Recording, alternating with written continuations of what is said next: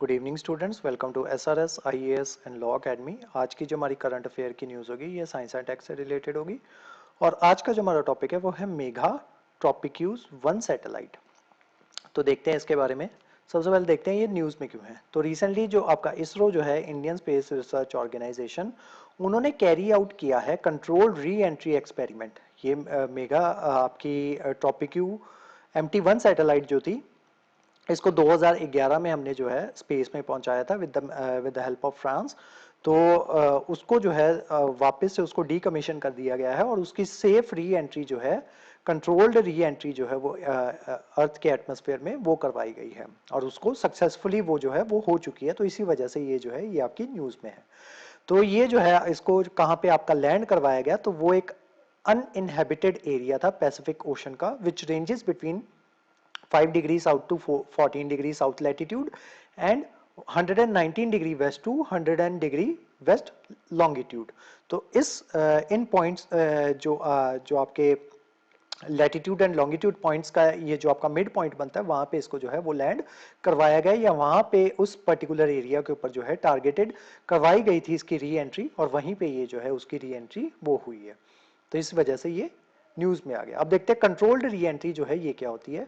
Controlled re entries involve deorbiting to a very low altitude. तो इसको जो है डी ऑर्बिट करवाया जाता है एक बहुत छोटे ऑल्टीट्यूड के ऊपर, to ensure the impact occur within the targeted safe zone, ताकि जो उसका इम्पैक्ट जो हो वो टारगेटेड सेफ जोन के अंदर ही हो।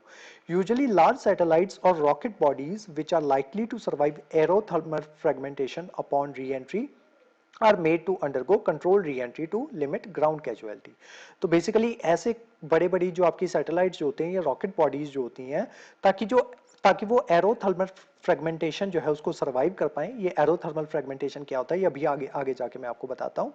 जब वो री एंटर करें तो वो एरोथर्मल फ्रेगमेंटेशन जो है उससे बच पाए, इसी वजह से उनकी कंट्रोल्ड री एंट्री जो है वो करवाई जाती है। और जनरली जो है ऐसे ग्राउंड पे करवाई जाती है जहां पे कैजुअलिटी रिस्क जो है वो बहुत कम हो। अब देखते हैं एरोथर्मल फ्रेगमेंटेशन जो है ये क्या होती है। It is a process in which object travelling through the earth's atmosphere at a high speed experience extreme heat and pressure causing it to break apart और फ्रेगमेंट।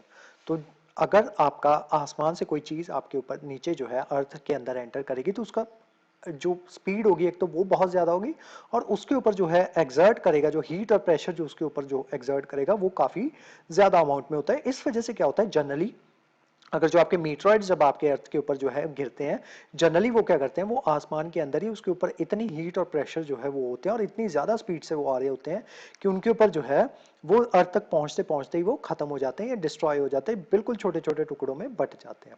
तो इस वजह से इसी चीज को जो है एरोथर्मल फ्रेगमेंटेशन जो है वो कह दिया जाता है कि एयर में जब कोई चीज बहुत ज्यादा स्पीड में चल रही थी तो उसके ऊपर जो है हीट और प्रेशर की वजह से वो फ्रेगमेंट्स में बट जाना उस चीज का, तो उसी चीज को एरोथर्मल फ्रेगमेंटेशन जो है वो कहा जाता है। However, all such satellites are specifically designed to undergo controlled re-entry at the end of life। वैसे जो जनरली आपकी जो सैटेलाइट जो होते हैं उनको डिजाइन इस तरीके से किया जाता है ताकि उनकी एरोथर्मल फ्रेगमेंटेशन जो है वो ना हो पाए।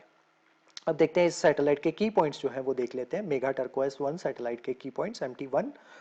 It is an Indo French earth observation satellite. तो ये एक Indo French earth observation satellite थी जिसको लॉन्च किया गया था अक्टूबर 2011 में, for carrying out tropical weather and climate studies, ताकि वो ट्रॉपिकल वेदर जो है या क्लाइमेट स्टडीज जो है उसको स्टडी कर सके। तो इस वजह से इसको 2011 अक्टूबर में लॉन्च किया गया था। The main objective of this mission is to understand the life cycle of convective systems that influence the tropical weather and climate। तो जो कनेक्टिव कन्वेक्टिव सिस्टम्स जो हैं जो इन्फ्लुएंस करते हैं हमारे ट्रॉपिकल वेदर को और क्लाइमेट को, उसके जो लाइफ साइकिल जो है उसको अंडरस्टैंड करने के लिए ये मिशन को जो है वो सेंड किया गया था MT1 सैटेलाइट को। And their role in associated energy and moisture budget of the atmosphere in tropical areas. With its circular orbit inclined 20 degree to the equator, it is unique satellite. It is a unique satellite for climate research that aided scientists seeking to refine prediction models। तो वो जो है हमारे weather के बारे में जो refined prediction जो है वो कर सके, तो उसमें भी ये सैटेलाइट जो है साइंटिस्ट की मदद जो है वो करती थी। अब इसके पेलोड्स देख लेते हैं कि किसके साथ क्या क्या चीजें जो है सैटेलाइट में क्या क्या चीजें जो है वो भेजी गई थी। सबसे पहले आपका microwave analysis and detection of rain and atmospheric structure, जिसको मद्रास कहा जाता है। तो ये जो है ये उसका मेन पेलोड था। उसी के साथ साथ imaging कार्डियोमेट्रिक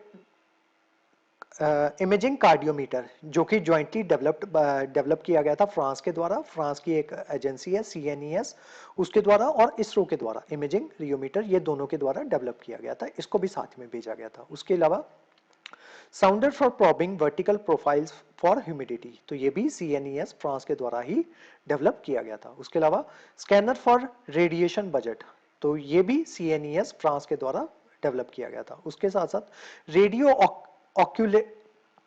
ऑक्यूलेटेशन sensor for vertical profiling of temperature and humidity ROSA, ये जो है ये इटली से लिया गया था। तो ये जो है ये सैटेलाइट इस तरीके की आपकी दिखती थी, MT1 सैटेलाइट, जो कि वापस जो है अर्थ पे वापस जो है वो आ चुकी है। इस क्लास के जो नोट्स है वो आपको सेंड कर दिए जाएंगे हमारे टेलीग्राम चैनल पे, और जो हमारे वेरियस व्हाट्सएप ग्रुप्स जो हैं वहाँ पे भी इसके नोट्स जो है वो आपको सर्कुलेट कर दिए जाएंगे। उसके अलावा हमारे वेरियस कोर्सेज के बारे में इंफॉर्मेशन लेने के लिए आप स्क्रीन पे दिए नंबर पे कांटेक्ट कर सकते हो। तो आज की जो हमारी क्लास थी वो यहीं तक थी। Thank you so much.